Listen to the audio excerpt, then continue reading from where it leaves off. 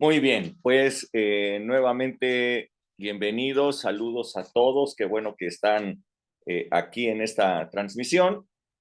Como ustedes saben, aquí en Un Café con el Pastor hemos estado con una serie que le hemos llamado ¿Qué dice la Biblia acerca de temas que ustedes mismos han propuesto? Venimos de unos temas interesantes que hablaban de la relación padres-hijos y me pareció que este tema eh, que también propusieron se relaciona, que es cómo levantar un muro de protección familiar, un muro de protección familiar. Así es que vamos a hablar acerca de eso. Ustedes ya conocen la dinámica en la que ustedes pueden participar en cualquier momento con sus comentarios, sus preguntas, solamente levantando su manita virtual. Y bueno, pues vamos a iniciar. Eh, Hablar de un muro, hablar de levantar un muro de protección, evidentemente creo que todos ustedes ya saben que tenemos que referirnos pues a Nehemías. Eh, eh, Así es que quiero compartirles a ustedes Nehemías, capítulo 2, verso 17. Si lo pueden ver en sus Biblias, lo voy a poner también aquí en la pantalla.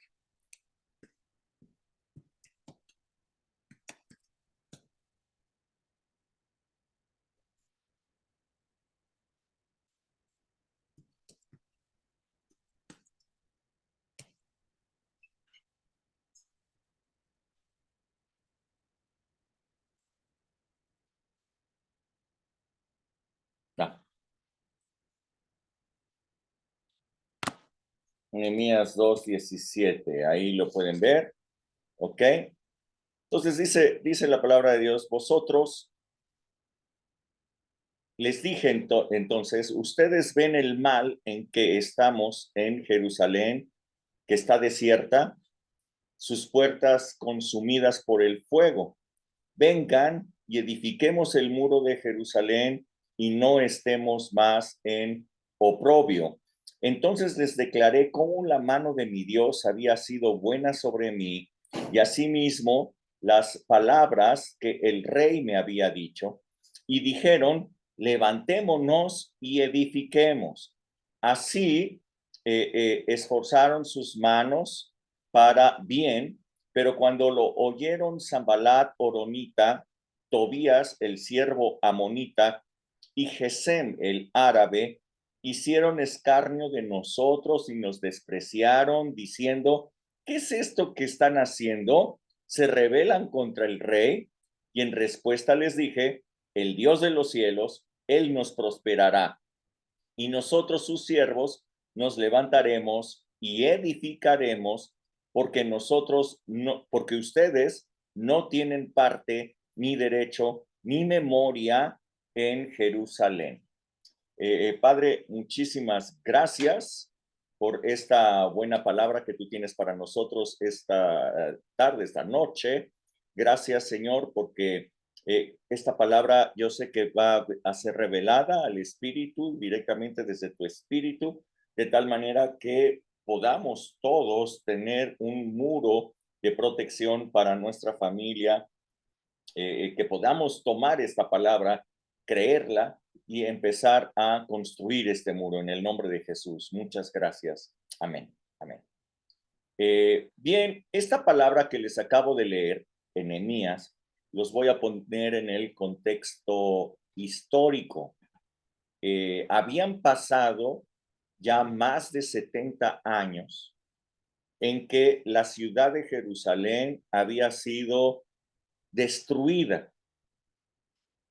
Eh, Había sido Nabucodonosor, el emperador de Babilonia, el que había arrasado a todo el reino de Judá, incluyendo a la ciudad de Jerusalén.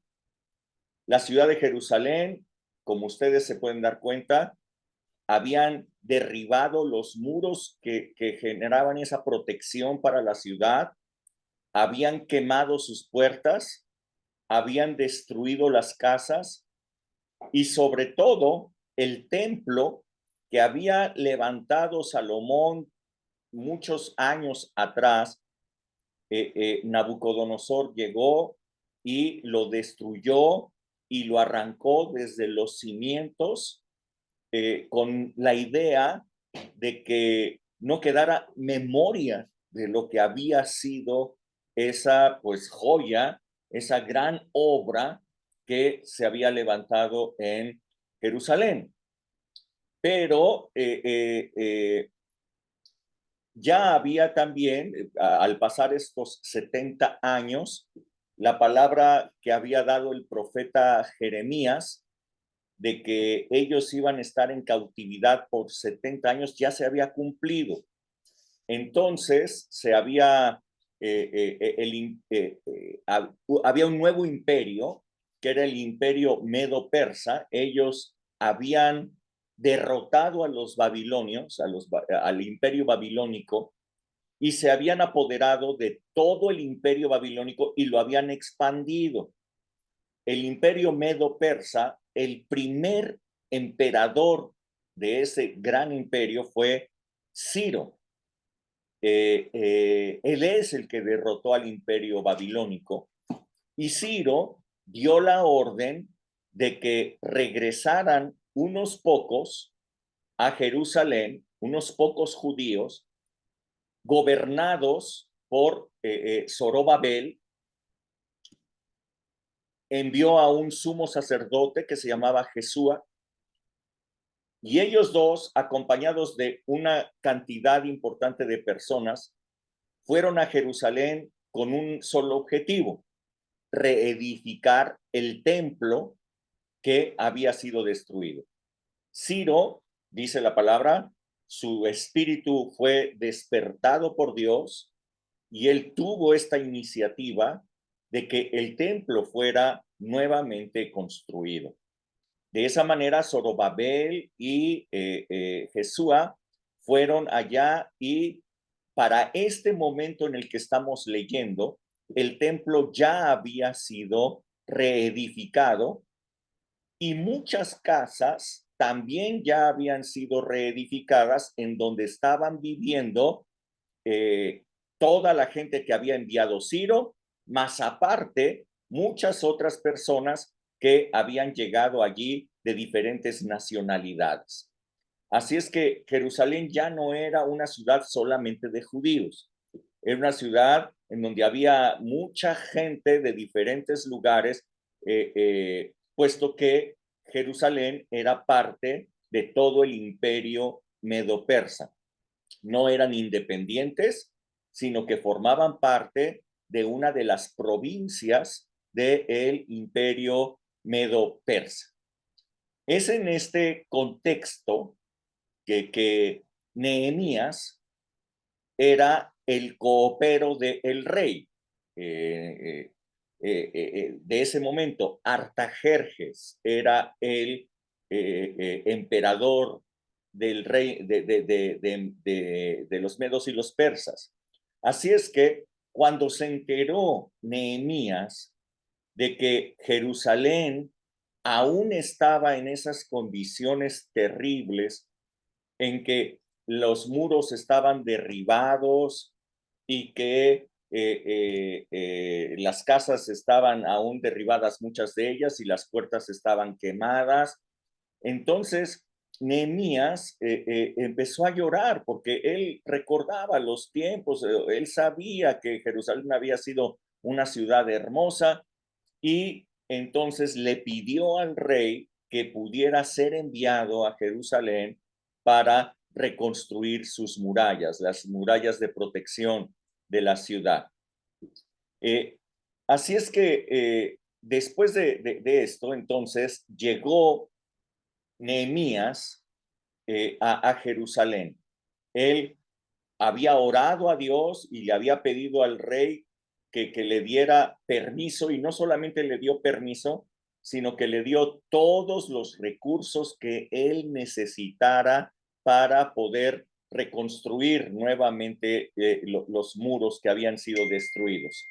Así es que llegó a la ciudad destruida de Jerusalén En el año, les doy el contexto histórico nuevamente, en el año 445 antes de Cristo es que se está dando esta historia. Esto que les acabo de leer se está dando en el año 445 antes de Cristo.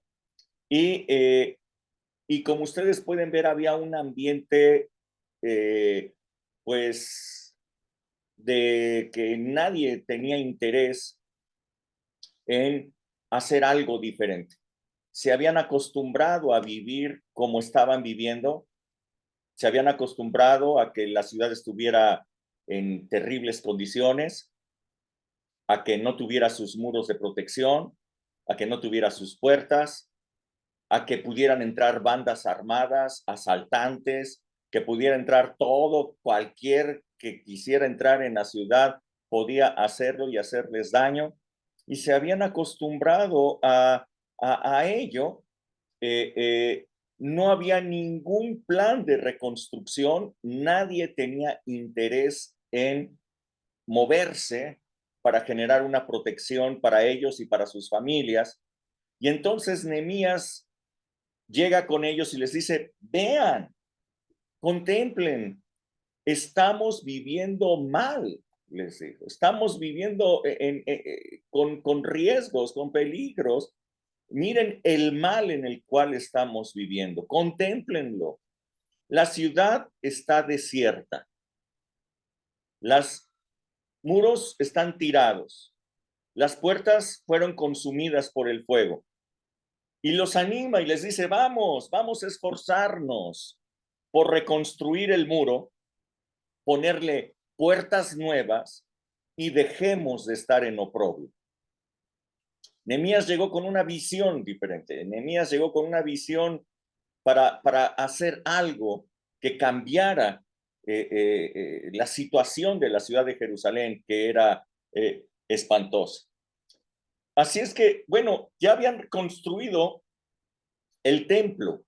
No se reconstruyó con la grandeza, la sobriedad, la majestuosidad que tenía el anterior templo de Salomón. Realmente el templo era más pequeño y mucho menos ostentoso, pero ya estaba construido y ya había culto hacia Dios.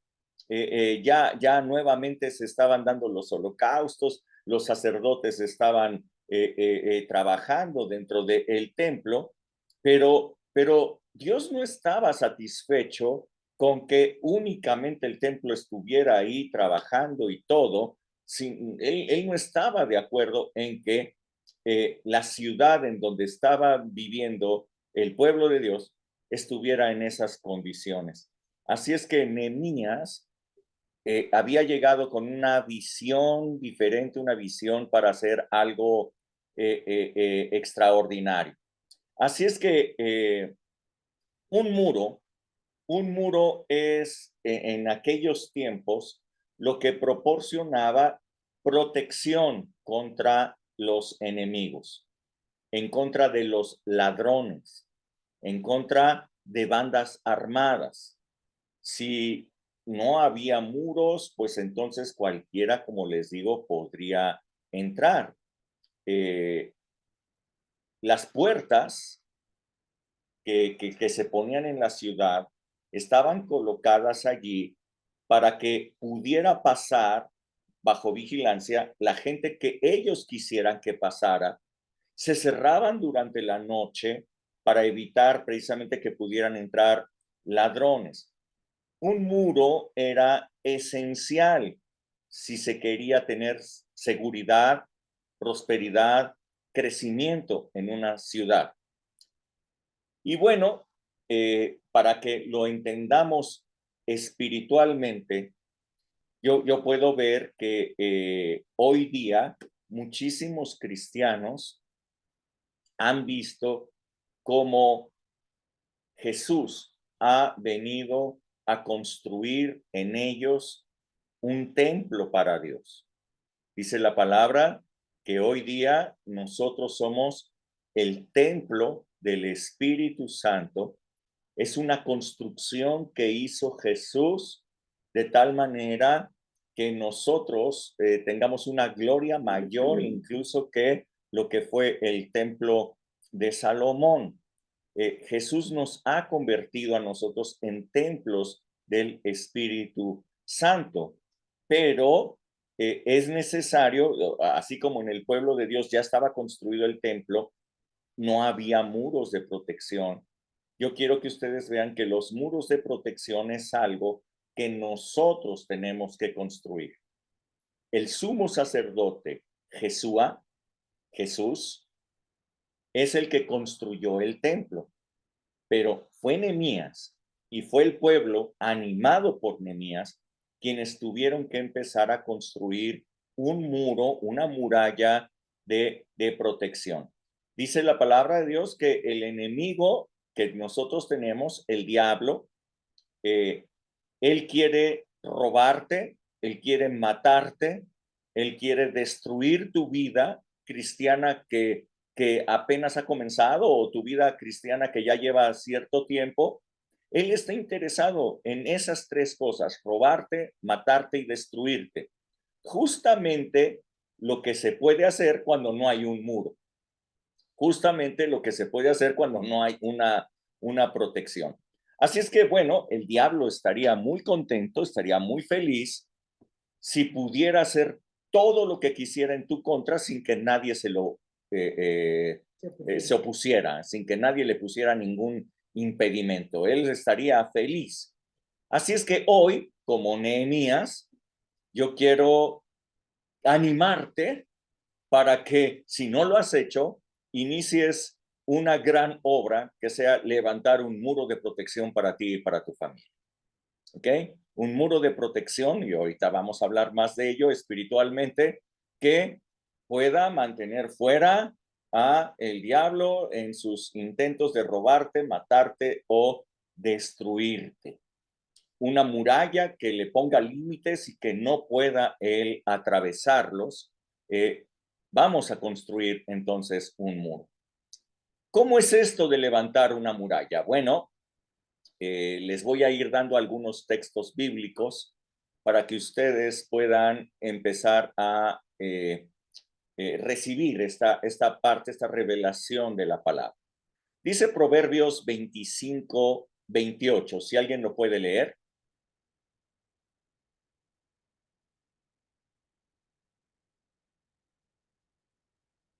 Proverbios 25, 28.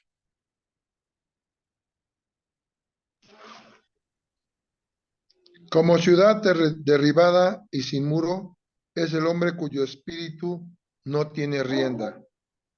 Ok, a ver, véanlo otra vez. A ver, ¿ya todos lo tienen? A ver, Toño lo encontró rápidamente, pero yo veo que todavía le están buscando. Todavía lo están buscando en sus Biblias. A ver, nuevamente, Toño, por favor. Como ciudad derribada y sin muro, es el hombre cuyo espíritu no tiene rienda.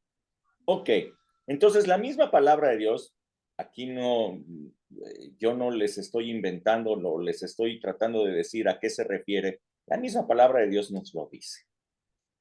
¿Cómo es, a qué semeja Dios a un hombre que no tiene rienda? Es decir, que no es gobernado por nadie, no tiene gobierno, no tiene gobierno. ¿A qué se asemeja una familia, un hombre que no es gobernado por nadie? Dice, no tiene rienda. ¿A qué se asemeja? Dice, a una ciudad derribada y sin muro. Esto era Jerusalén exactamente. ¿Ok? Esto era Jerusalén cuando llegó Nehemías. Entonces, espiritualmente, ¿a qué estamos hablando? Estamos hablando de familias, de personas que no tienen un gobierno. ¿Ok? Este domingo pasado yo les hablaba de que muchas personas, muchos cristianos, sabiéndose que ya fueron salvados por la gracia de Dios en Cristo Jesús, piensan que pues no hay mayor problema, que pueden vivir conforme a sus propios pensamientos, que pueden seguir sus propios deseos. Al fin y al cabo, todos sus pecados ya fueron perdonados, pero no se dan cuenta de que están en un grave peligro al no permitir ser gobernados por el rey en el reino de Dios. Les decía que la palabra de Dios nos habla de dos tiempos diferentes, del tiempo en que el rey Salomón gobernó con la sabiduría de Dios y el resultado de ese gobierno fue prosperidad y paz por todas partes, contrastado con el tiempo en el que, aunque el pueblo de Dios ya había entrado en la tierra prometida, no tenían rey y cada uno hacía lo que mejor le parecía. En ese tiempo sufrieron oprobio, fueron robados, constantemente ultrajados por las naciones vecinas. Dios levantaba jueces después de cierto tiempo que los liberaban temporalmente de sus adversarios, pero volvían a venir otros nuevos enemigos y volvían a oprimirlos y volvían a empobrecerlos. Dos diferentes tiempos. El pueblo de Dios es el mismo. Vivían en la tierra prometida, pero con circunstancias totalmente diferentes. Cuando cada uno hacía lo que mejor le parecía, eran robados, eran ultrajados, eran destruidos. Cuando fueron gobernados por un rey que tenía la sabiduría de Dios, fueron prosperados y tuvieron paz por todas partes. Como ciudad derribada y sin muro, es el hombre cuyo espíritu no tiene rienda. Así es que una persona que hace lo que mejor le parece y no admite el gobierno de Dios en el reino, en este reino que nos ha sido dado, el reino de los cielos, realmente está viviendo sin muros de protección. Cuando el rey está dando las instrucciones y el rey está mandando cómo debe de vivirse, lo que el rey está haciendo es colocando murallas de protección. Las reglas no tienen como fin echarnos a perder nuestra libertad, sino protegernos. Eso es el reino de Dios. Tenemos que comprender el reino de Dios como un lugar de protección en donde Dios quiere darnos paz por todas partes, en lugar de ser robados, en lugar de ser destruidos, en lugar de que el diablo saque de ti lo que Dios ya te ha dado. Hasta aquí estamos bien, estamos entendiendo lo que significan las murallas. ¿Sí? Ok, alabado sea el Señor. Proverbios 5:23.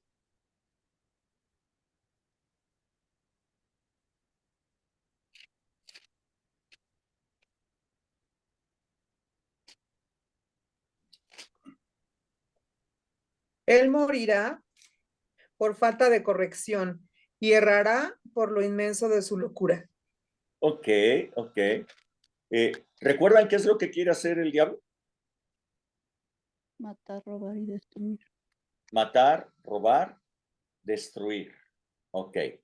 Pero fíjense bien que un hijo de Dios, un cristiano, si está protegido en el reino de Dios bajo estas murallas, no hay oportunidad que el diablo le haga algo. Entonces, ¿por qué cristianos mueren espiritualmente? ¿Por qué cristianos sufren daños? Dice, morirá por falta de corrección. Fíjense bien que cuando una persona desecha el gobierno, desecha ser gobernado por alguien superior, porque no quiere sujetarse a esa autoridad superior. Cuando una persona desecha el gobierno, desecha la corrección, esa persona está en un peligro evidente. Un cristiano está en peligro cuando está desechando la corrección. El Hijo de Dios, ¿un hijo de Dios puede sucumbir? Sí, sí puede sucumbir. Un hijo de Dios puede morir a causa de falta de corrección. Los padres de familia, y estamos hablando aquí de muros de protección para tu familia, los padres de familia, quiero decirles que Dios les ha dado a ustedes la autoridad sobre sus hijos, les ha confiado su formación a ustedes. Veíamos en las dos reuniones pasadas que la palabra de Dios dice que tus hijos son como saetas en tus manos. Eso quiere decir que tú eres el que estás formando esas saetas, saetas que deben de volar muy alto, que deben de llegar muy lejos, que deben de dar en el blanco correcto cuando sean lanzados para que ellos mismos sean hijos de Dios y no nietos, ¿no? Que tú eres el hijo y ellos por consecuencia, no, ellos tienen que volar y llegar a ser hijos de Dios. Tienen que llegar a ser hombres, mujeres de bien, que tengan temor de Dios y que tengan comunión propia con Dios. Es algo que va a ser formado en ellos a través de ti, de tu ejemplo. No corregir a tus hijos. ¿Qué es una corrección? A ver, yo veo que esta saeta está todavía muy pesada, no vuela muy lejos. Tengo que quitarle un poco, tengo que lijarle. Hay que quitarle un poco. Yo veo que está desbalanceada. Bueno, entonces hay que darle el balance correcto. Esto es corregir. Eso es hacer correcciones en el camino. No corregir a tus hijos es dejar tu casa a la deriva. Es dejar a tu casa a la deriva para ser atacada de muerte por el enemigo. No corregir las cosas de tu matrimonio de acuerdo a lo que dice la palabra de Dios es dejar a tu matrimonio a la deriva para que sea atacado, para que sea destruido totalmente.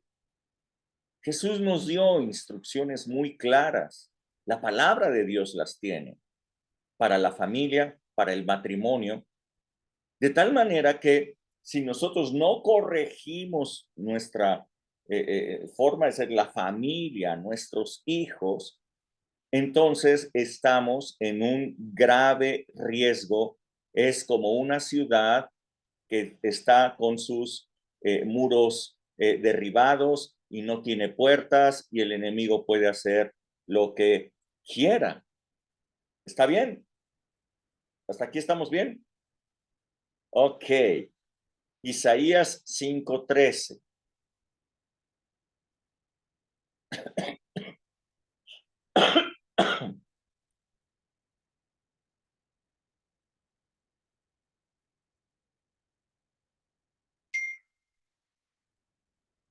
¿Alguien lo lee? Isaías 5:13. Por tanto, mi pueblo fue llevado cautivo, porque no tuvo conocimiento, y su gloria pereció de hambre, y su multitud se secó de sed. Ok. Pregunta, Oscar, ya que tú lo leíste. Hay muchos cristianos que piensan que el pueblo de Dios jamás será tocado, que el pueblo de Dios no puede ser dañado porque ya es pueblo de Dios. De acuerdo a lo que acabas de leer, el pueblo de Dios, después de que es pueblo de Dios, después de que ha sido liberado, después de que le ha sido dada la tierra prometida, después de todo lo que se le ha dado, ¿puede ser llevado cautivo? Sí, por supuesto que sí. Entonces, el que hayas salido de Egipto es garantía de que ya nunca vas a estar cautivo. No, El que hayas atravesado el río Jordán, el Espíritu Santo haya venido, todo esto, ¿es garantía de que nunca vayas a ser llevado cautivo? no es Que garantía. hayas recibido las promesas de Dios, ¿es garantía de que nunca más vayas a ser llevado cautivo? No, Exacto. Nuevamente, Isaías 5:13 dice, por tanto, mi pueblo fue llevado cautivo. ¿Qué declaración más brutalmente dura? ¿Es mi pueblo? Sí. ¿Pero fue llevado cautivo? Sí. Ahora, da la razón. ¿Por qué razón? Porque no tuvo conocimiento. No recibió este conocimiento. Yo quiero que ustedes noten algo. Dice, lo que era gloria cambió a hambre. Lo que era alegría y todo eso se convirtió en sed. Una ciudad sin muros produce este tipo de cosas. Conocer a Dios, dice, no tuvo conocimiento. Cuando hablamos de conocimiento no estamos hablando de cursos, no estamos hablando de saber más. Cuando hablamos de conocimiento es conocer a Dios, comunión con Dios, un conocimiento espiritual de Dios. Tener comunión con Dios y conocer a Dios es una parte importantísima del muro que tú tienes que levantar. Si tú pretendes no ser engañado por el diablo, necesitas conocer a Dios. No tener conocimientos de Dios, sino conocer a Dios. Yo te he hablado de la gran diferencia que hay entre una cosa y la otra. No sé, nosotros podemos tener conocimientos de algunos personajes que hay en el mundo, ¿no? ¿Cuántos de ustedes conocen que existe un señor que se llama Bill Gates? Sí, sí, creo que todo el mundo sabe que existe un cuate que se llama Bill Gates. Ahora, todo el mundo sabe bueno, Bill Gates, pues tiene una de las corporaciones más grandes que es Microsoft y que ha hecho cosas maravillosas con ellos. O sea, se ha hecho un hombre riquísimo, un hombre muy poderoso, un hombre que tiene desarrollos tecnológicos. Sabemos más cosas de Bill Gates, como que creo que empezó en una cochera, en fin, cosas por el estilo. O sea, tenemos conocimientos de Bill Gates. Pero ¿cuántas personas conocen a Bill Gates? ¿Cuántas personas saben lo que le molesta, lo que le gusta? ¿Cuáles son sus proyectos? ¿Cuáles son sus verdaderas intenciones? ¿Alguien lo conoce o solamente tenemos conocimientos? Este es el asunto. Necesitamos conocer a Dios y no tener solamente conocimiento de Dios. Hay personas que a través de la Biblia pueden tener mucha información de Dios, pero solamente a través de la comunión conocemos a Dios. Conocer a Dios nos va a evitar ser engañados por el diablo. Es una muralla de protección para nuestra familia. Mi pueblo fue llevado cautivo porque no conoció a Dios. Mi pueblo fue llevado cautivo. Tu familia necesita conocer a Dios. ¿Quieres poner una muralla de protección? Yo quiero decirte, necesitas conocer a Dios. No solamente dar instrucción bíblica, sino tener una comunión con Él para que en tu familia lo conozcan. Sí, Oscar. Sí, Rubén, y me viene a la mente Oseas 4, en donde habla precisamente de lo mismo, ¿no? Que su pueblo pereció por falta de conocimiento, pereció por falta de conocimiento y relacionado a lo que tú comentas, ¿no? No es un conocimiento, llamémosle teológico, sino espiritual en la intimidad con el Señor, ¿no? Sí, así es, así es. Necesitamos conocer a Dios y ser libres, o sea, tener esa protección de parte de Dios. Conocer a Dios es una protección para nuestra vida. Dice Proverbios 13:23. ¿Alguien más lo quiere leer?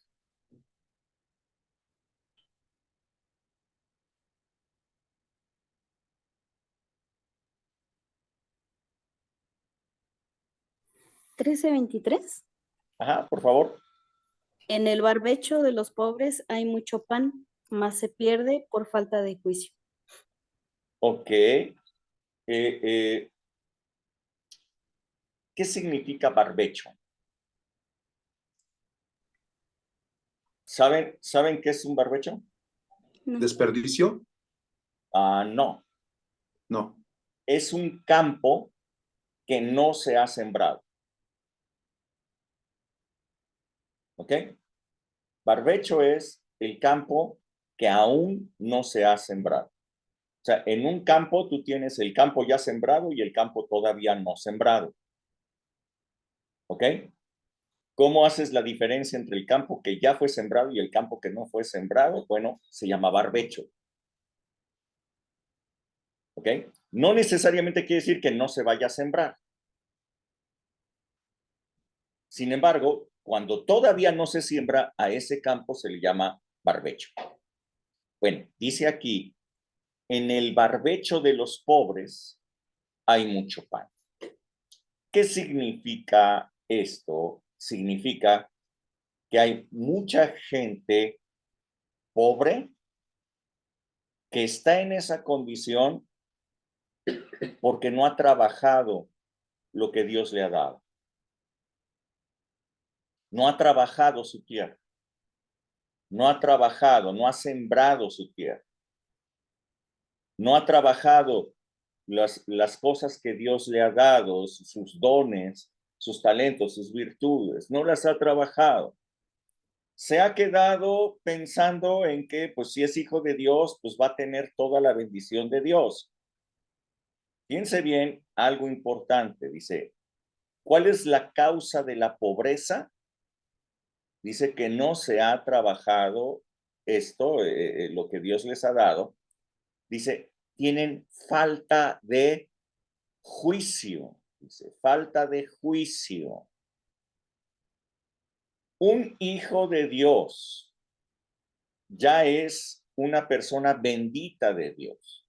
Ya tiene la bendición de Dios, la maldición fue quitada por Cristo Jesús. Y sin embargo, ¿hay hijos de Dios en pobreza?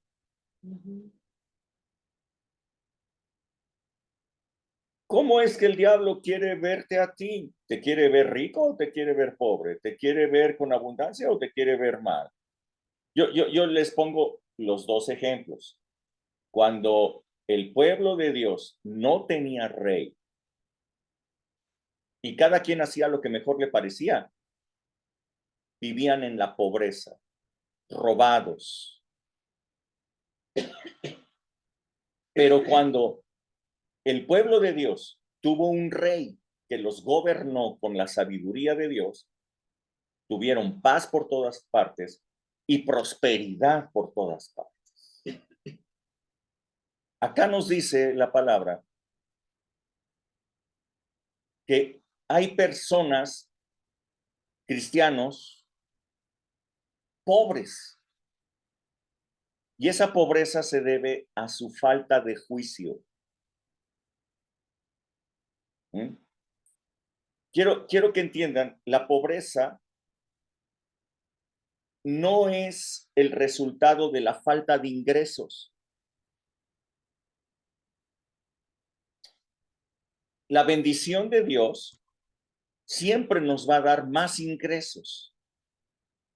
Sin embargo, la trampa de la pobreza no está en los ingresos.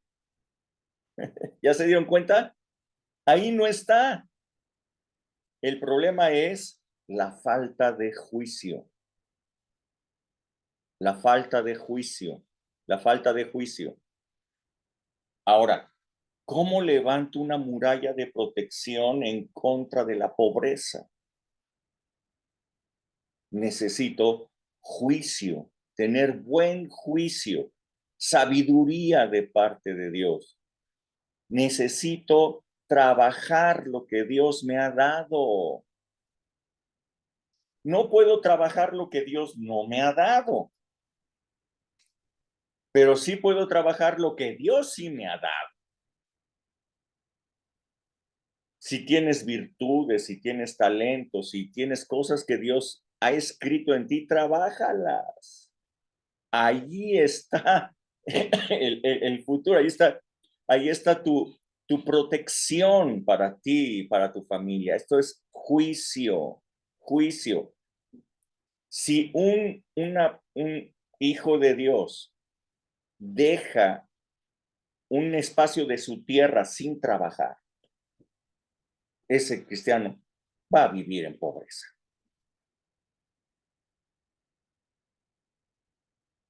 ¿Es culpa de Dios? ¿Es culpa de la iglesia?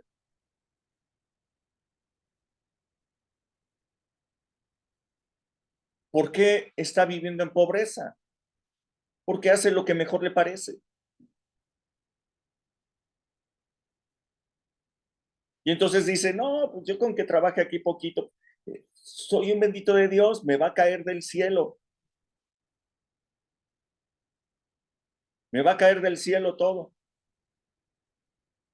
Creo que este era el pensamiento de los hebreos cuando entraron en la tierra prometida. La tierra fluía leche y miel, la tierra era buenísima, era extraordinaria. Sin embargo, estaban viviendo en la pobreza y en el oprobio. Era terrible su condición. ¿Está bien? ¿Hasta aquí vamos bien? Ok, ok. Blanca, sí. Yo tengo una duda. ¿Cómo puedo yo diferenciar entre una persona que no tiene el gobierno de Dios y cuando Jesús nos dijo que en el mundo tendríamos aflicciones? O sea, hay gente que tiene aflicciones, pero porque Dios prometió aflicciones y que de esas nos iba a sacar. Pero los que no tienen gobierno, ¿cómo? O sea, todavía no me aterriza bien esa diferencia. Ok, en el mundo, dijo Jesús, habría aflicción. No es que sea una promesa de parte de Jesús darnos aflicciones, sino que nos está advirtiendo que mientras nosotros vivamos en el mundo, en este mundo, pues hay aflicciones. Ahora Ok, bien, esa advertencia. sí, no es una Sí, promesa, ya. no es así Sí, como no, que bueno, es que yo sí lo te veía así, prometo yo que vas decía, a tener no, aflicción. pues sí, porque yo sí de verdad, sí te lo aseguro que yo así pensaba, yo decía, bueno, aquí tú me prometes aflicciones, o sea, de No, esas no te vas a salvar, o sea, vienen aflicciones, pero tú confía, yo estoy contigo, te voy a sacar de allí. O sea, ok, para no, mí era una promesa, pero entiendo que Dios no es no el es que nos mete en promesa, es aflicciones. advertencia. Ajá, Dios no es el que nos mete Sí, en aflicciones, sino lo ok, que está diciendo que el sistema de este mundo produce ok, aflicciones. Y mientras nosotros estemos ok. en el sistema de este mundo, pues van a haber aflicciones. Jesús Ujú. dijo, no te pido que los quites del mundo, sino que los guardes del mal que hay en el mundo, ¿ok? No te pido que los quites, sino que sean guardados del mal que hay en el mundo. Y Jesús mismo hablaba de cuál era el blindaje para Ujú. ese mal que hay en el mundo. Dice, guárdalos en tu palabra es la verdad. Así es que la protección, el blindaje que nosotros tenemos en contra del sistema de este mundo, pues es la verdad de la palabra de Dios. Si nosotros Ok. confiamos, creemos, nos metemos, nos guardamos, nos gobernamos por la palabra de Dios, estamos blindados del mal que hay en este mundo. Esa es la oración de Jesús. Santifícalos en tu verdad, tu palabra es la verdad. Santifícalos quiere decir apártalos, guárdalos, protégelos, enciérralos, encapsúlalos en tu verdad. Tu palabra es la verdad. Allí es una protección extraordinaria que nosotros tenemos contra las aflicciones de este mundo. Y también Jesús dijo, o la palabra de Dios dice en Primera de Juan, que todo aquel que es nacido de Dios vence al mundo.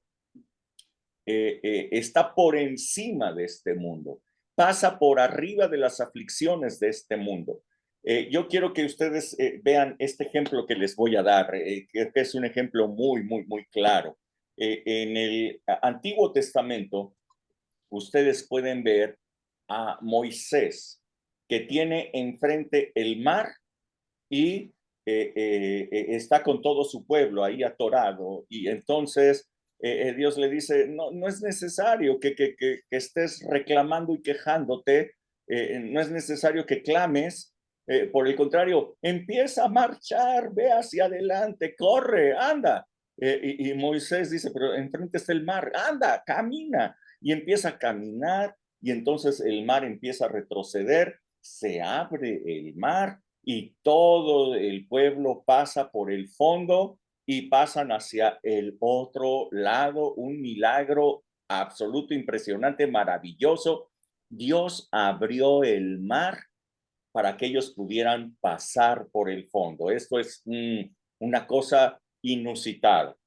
Sin embargo, luego vemos en el Nuevo Testamento a Jesús. Sus discípulos van en una barca, se adelantaron, hay un viento que les era contrario, no podían avanzar, y Jesús está de este lado sin barca. Jesús no tuvo que abrir el mar. Jesús pasó por encima de las aguas. ¿Ok? Él dijo, yo paso por encima de allí. No se tiene que abrir. ¿Para qué abrir? Yo paso por encima.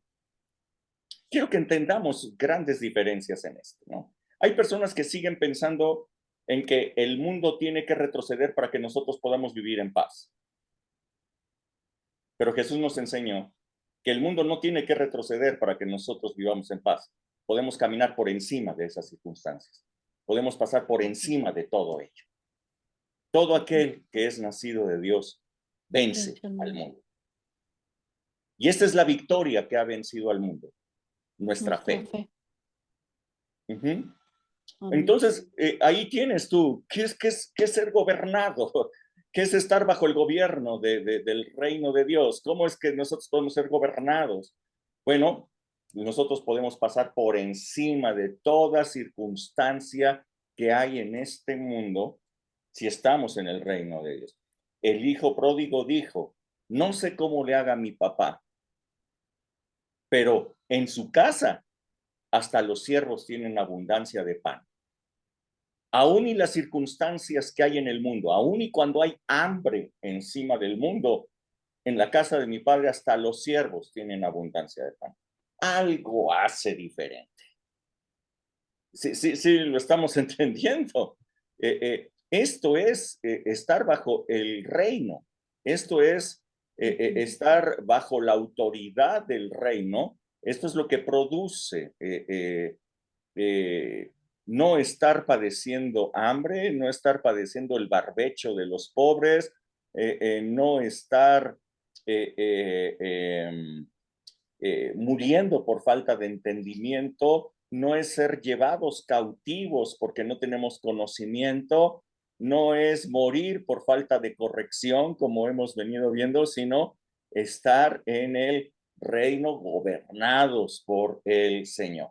¿Sí está bien?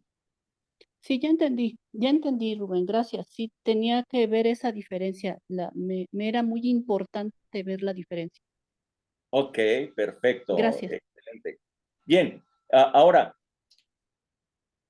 dice aquí que por falta de juicio.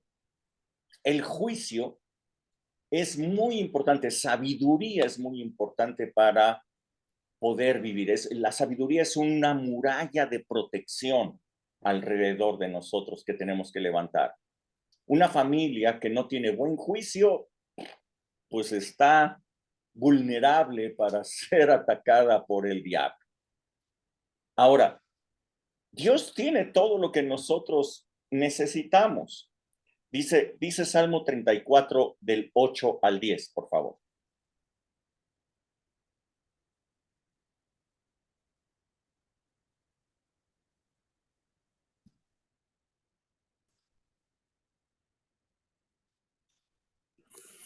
¿34 del 8 al 10? Sí. Gustad y ver que es bueno Jehová. Dichoso el hombre que confía en él. Temed a Jehová vosotros sus santos, pues nada falta a los que le temen. Los leoncillos necesitan y tienen hambre, pero los que buscan a Jehová no tendrán falta de ningún bien. Ok, vimos acá que en el barbecho del pobre, allí hay mucho pan. Pero ese pan se ha perdido por falta de juicio. Pero aquí nos dice que los que buscan a Dios no tendrán falta de ningún bien. Es interesante que el juicio, entonces, es un bien más preciado que el pan. Porque si tú tienes juicio, no vas a vivir en pobreza. Si tú tienes juicio, no vas a ser llevado cautivo. El juicio es un bien mucho más preciado que el pan. Lastimosamente, muchos cristianos buscan más el pan que el juicio.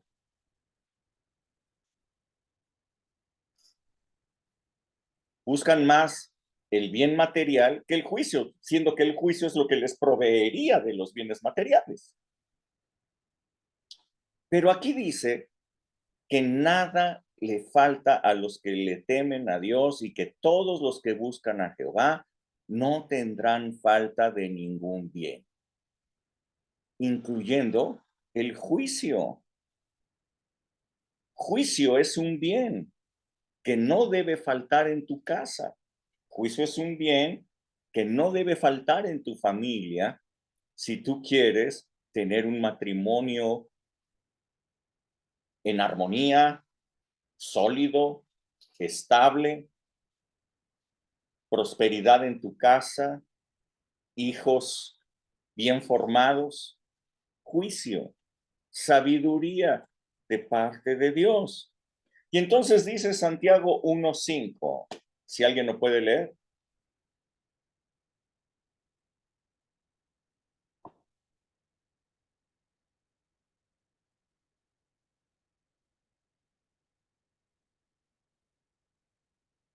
¿Alguien?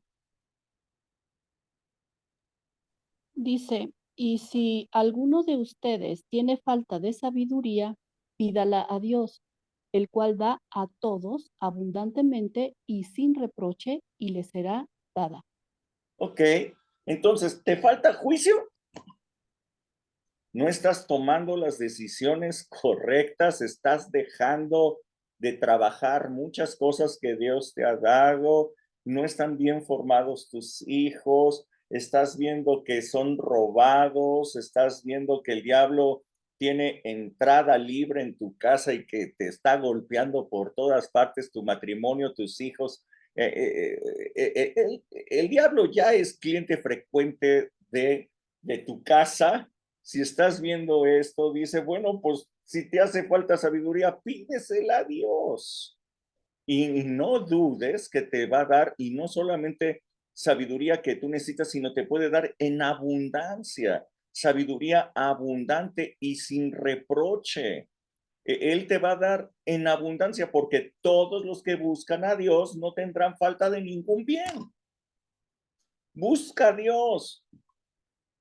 ¿Cómo puedo levantar ese muro de juicio, de sabiduría? Busca a Dios, conoce a Dios, ten comunión con Dios, pídele sabiduría. Mira, Salomón llegó delante de Dios con 1000 holocaustos, presentó esto ya con un plan, ya tenía un plan. Dijo, voy a presentar estos holocaustos y quiero pedirle a Dios sabiduría. En la noche, Dios lo visita y le dice, ¿qué quieres que te dé? Sabiduría. Vine a pedir por sabiduría, porque me siento carente de sabiduría para poder dirigir a esta nación. Y cuando Salomón estaba pidiendo por sabiduría, no estaba pidiendo sabiduría para él solamente, sino que cuando fue a consultar a Dios allí, a Gabaón, donde estaba en ese momento el tabernáculo, fue acompañado por los líderes de miles, de centenas, por los jueces, los príncipes y los padres de familia. Todos los que tenían algún tipo de autoridad, todos ellos fueron, no sé cuántos habrán sido, miles, acompañaron a Salomón.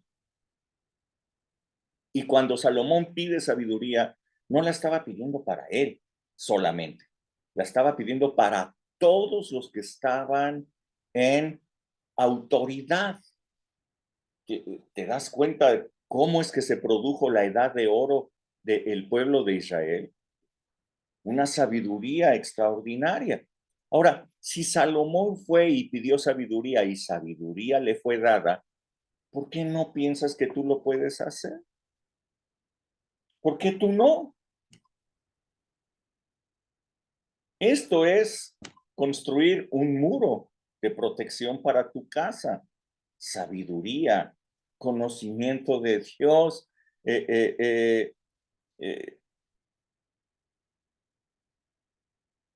Esto es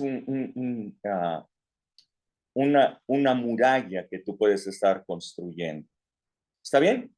¿Hasta aquí vamos bien? Hilda.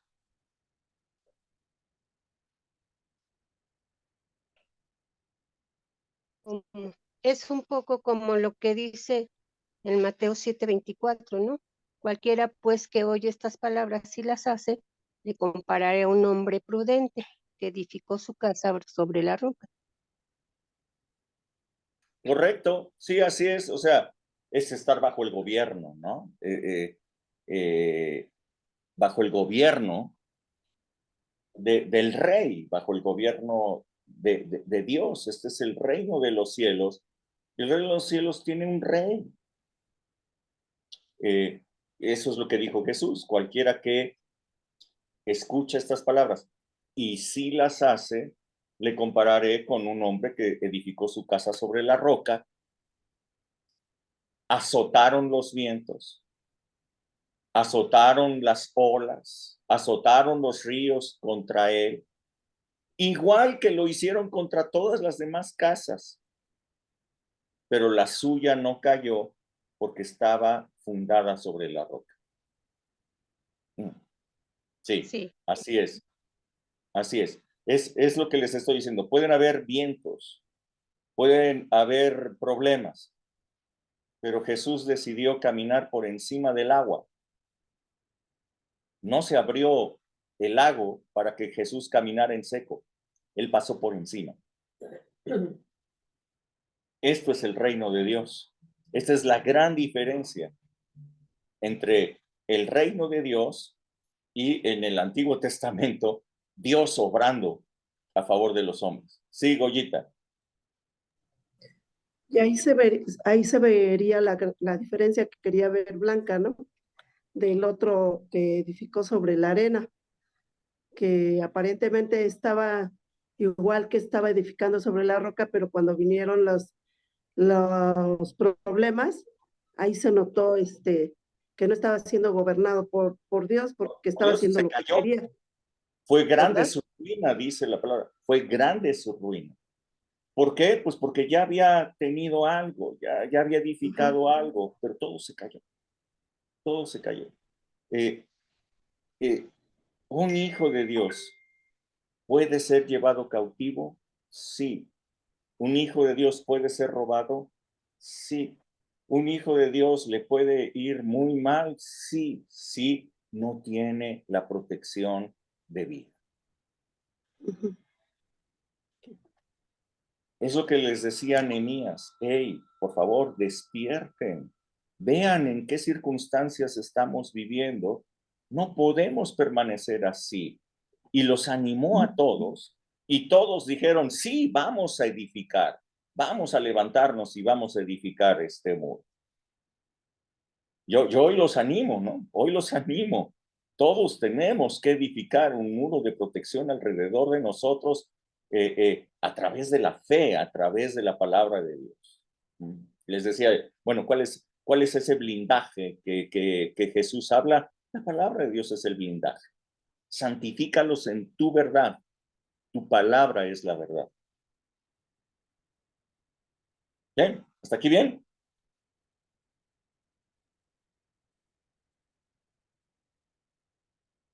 Hilda. Sí, nuevamente. ¿Esto no tiene nada que ver o es lo mismo cuando se sale uno de la ciudad del refugio? Es semejante en la ciudad de refugio.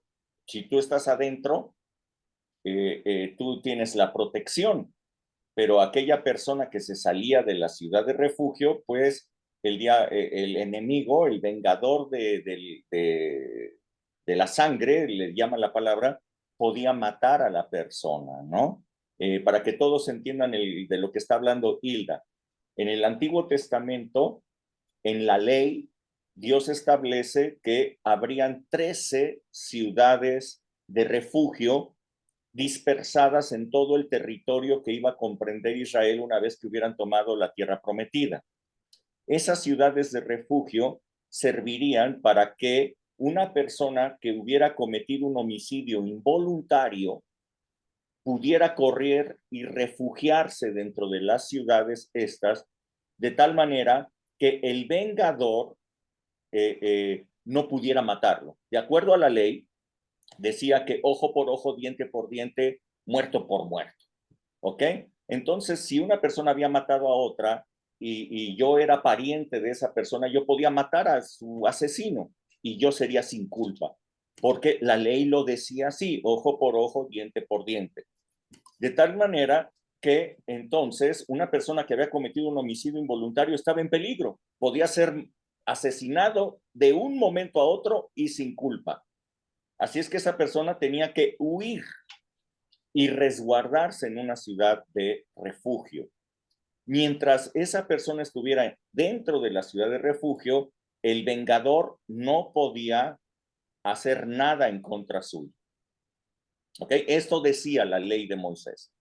Ahora, en el Nuevo Testamento dice que el diablo anda como león rugiente alrededor, buscando a quien devorar. Cuando dice alrededor, está hablando de una ciudad protegida, de una ciudad de refugio, de una ciudad amurallada. Dice, el diablo anda como león rugiente alrededor. Esto quiere decir que no puede entrar, pero anda alrededor por si acaso se sale. En el momento en que el homicida involuntario salía a hacer una excursión fuera de la ciudad de refugio, el vengador tenía toda libertad para matar. Sin culpa. Era de acuerdo a la ley. Así es que la ciudad de refugio que nosotros tenemos es la gracia. La ciudad de refugio que nosotros tenemos es el reino de Dios. Mientras nosotros estemos ahí, estamos protegidos. Mientras nosotros estemos ahí, estamos resguardados. Hay una muralla de protección alrededor de nosotros. ¿Cómo lo dice? Qué bueno que lo dice Hilda, porque me estás introduciendo para la siguiente cita bíblica, Isaías 26:1. Isaías 26 del verso 1 al 4.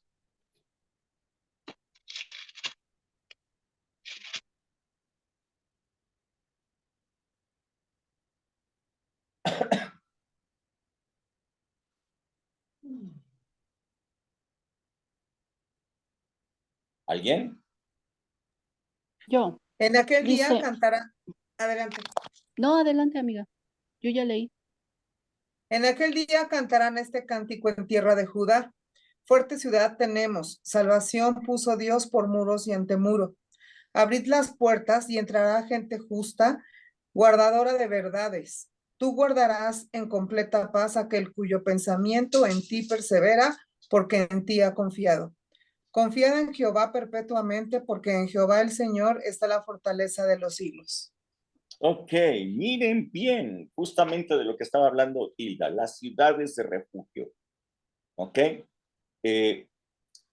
ciudades amuralladas. Y dice aquí la palabra de Dios. Dice, fuerte ciudad tenemos.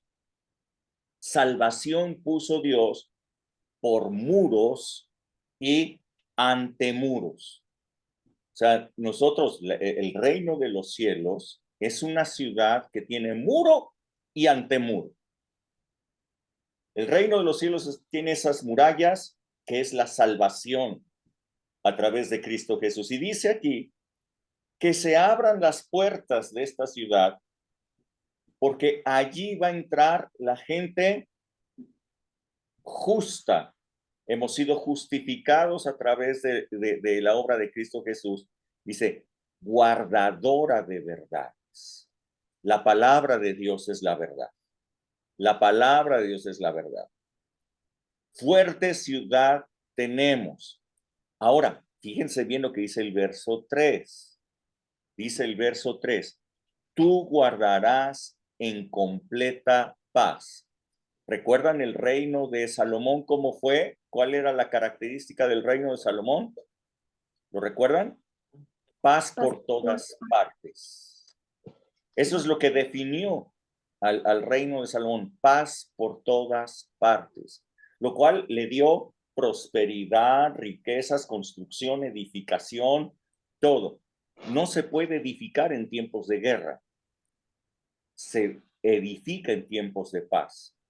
Entonces dice, tú guardarás en completa paz a aquel cuyo pensamiento en ti persevera. Les estoy hablando de las murallas. ¿Están viendo cómo crear una muralla de protección? ¿Sí? ¿Sí están conmigo? ¿Sí lo están viendo? Ok, tú guardarás en completa paz a aquel cuyo pensamiento en ti persevera. Perseverar quiere decir que hoy estoy pensando, pero mañana otra vez, pero mañana otra vez. Pero estoy meditando en la palabra de Dios, estoy meditando en él, estoy guardando su verdad.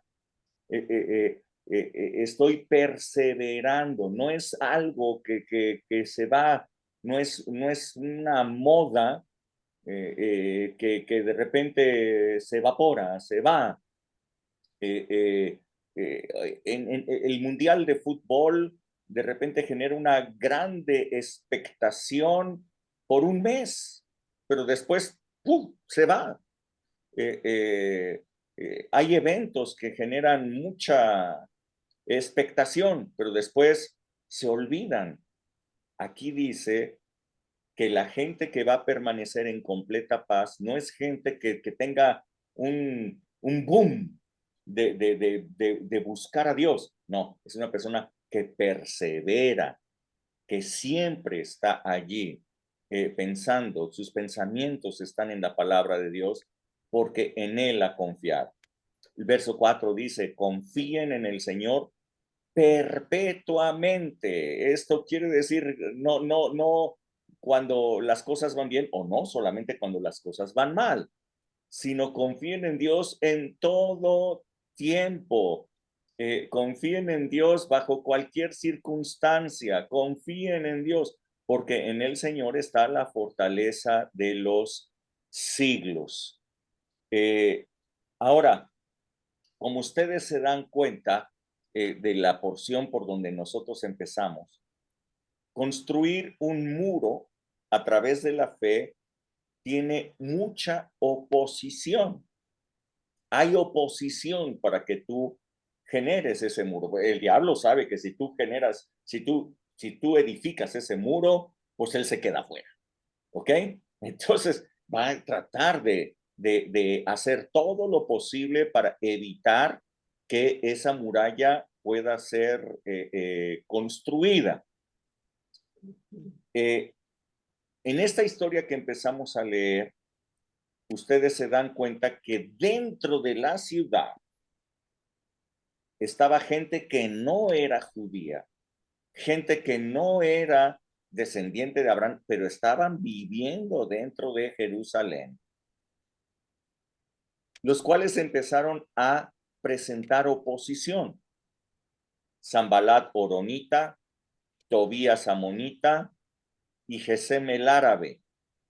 Ellos de inmediato empezaron a burlarse de Nehemías y de todos los que se animaron a construir el muro, y les empezaron a decir que eran muy debiluchos. Empezaron a decir, ustedes no van a poder terminar esta obra. ¿Quién se creen? No, es imposible, no van a poder.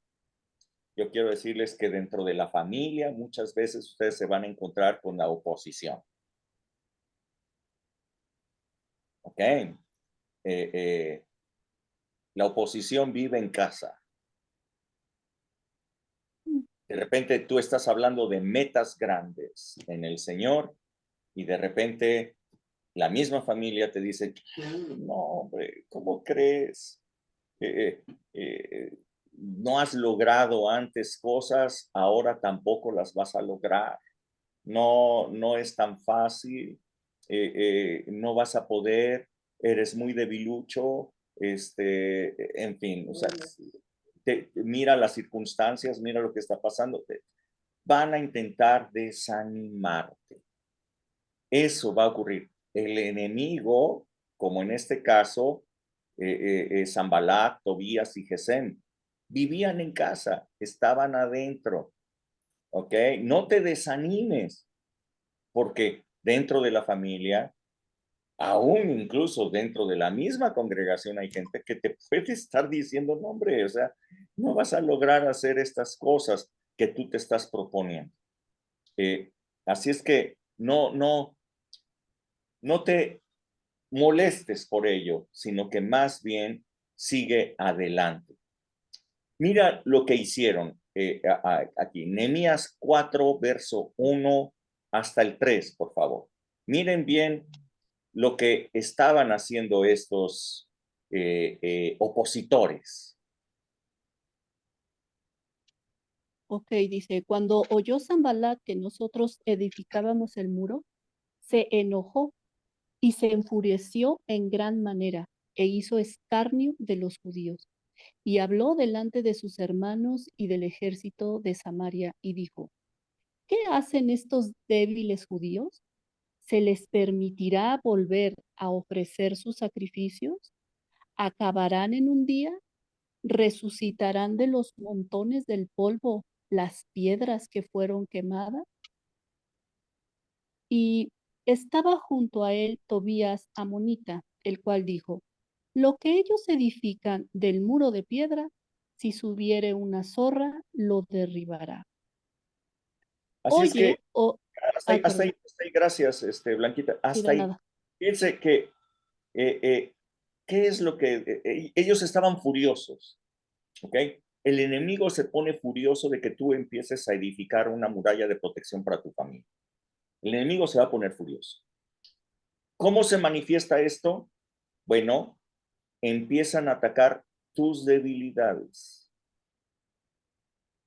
Fíjense bien, ¿qué es lo que dijeron ellos? ¿Qué hacen estos débiles judíos? Y empezaron a hablar de sus circunstancias. ¿Acaso van a hacer resucitar del polvo las piedras que ya fueron quemadas? Y otro dijo, lo que ellos están edificando, una zorra se los puede derribar. Son débiles, no pueden. Yo quiero que tú entiendas algo muy importante. Cuando te dicen que eres débil, lo que tú inmediatamente tratas de demostrar es que eres muy fuerte. Es que no es cierto, es que sí vas a poder.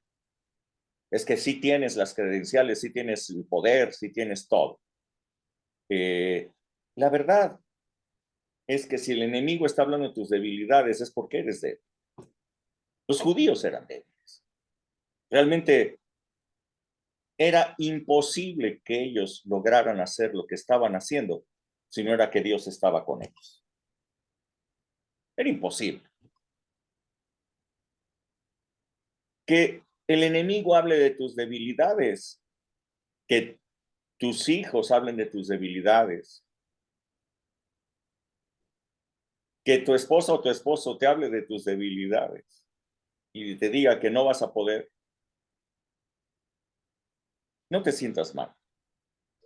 Yo quiero decirte que la palabra de Dios nos dice esto. Segunda de Corintios 12:9.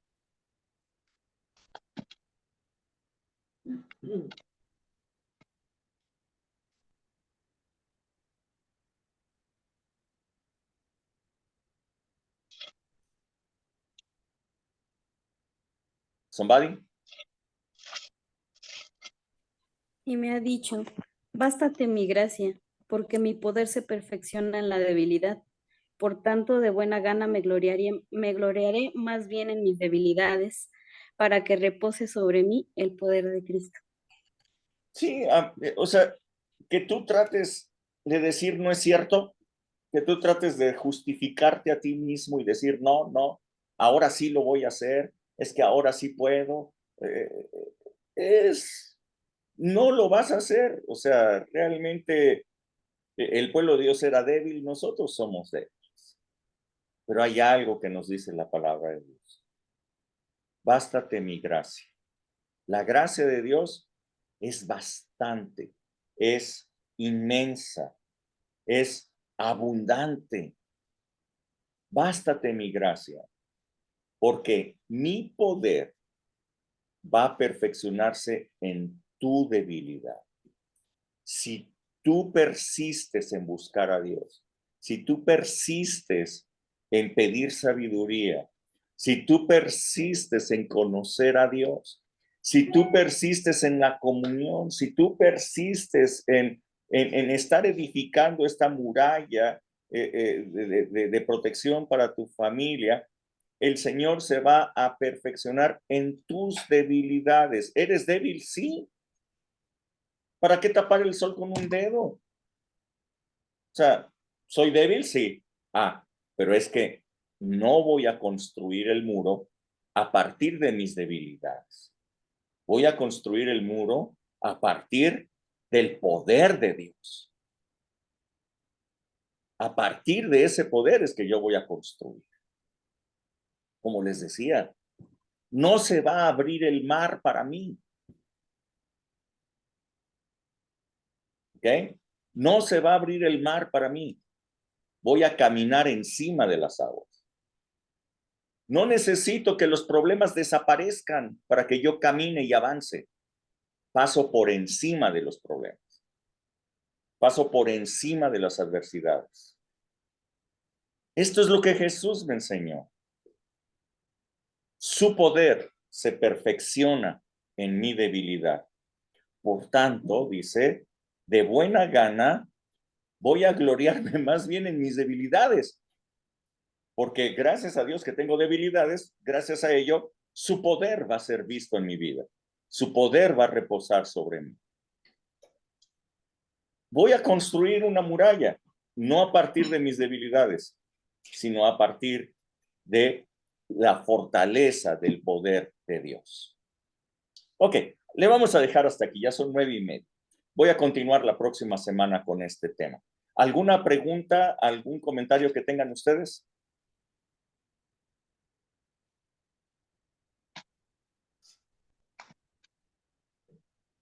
¿No? ¿Ninguno?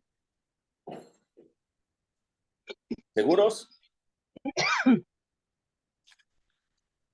¿Está clarito como una Coca-Cola? Todo claro. Ok, todo claro. Muy bien. Bueno, pues entonces me voy despidiendo, no sin antes recordarles, tenemos nuestra cena de fin de año el sábado 17, ¿ok? A las 6 de la tarde, sábado 17 a las 6 de la tarde. pueden registrarse, por favor, con Toño, con Rebe. Ya les hemos mandado la información. Es una cena de traje, tiene un costo ahí de recuperación para el mobiliario. Entonces pueden ustedes registrarse ahí con Toño y con Rebe. ¿De acuerdo? Sí. ¿Sale? Ok. Muy bien. Bueno, que Dios les bendiga muchísimo. Nos vemos este domingo. Va a estar padrísimo. Dios les bendiga. Gracias. Gracias, buenas noches, Bendiciones. saludos. Dios les bendice. Buenas Bye, noches. buenas noches.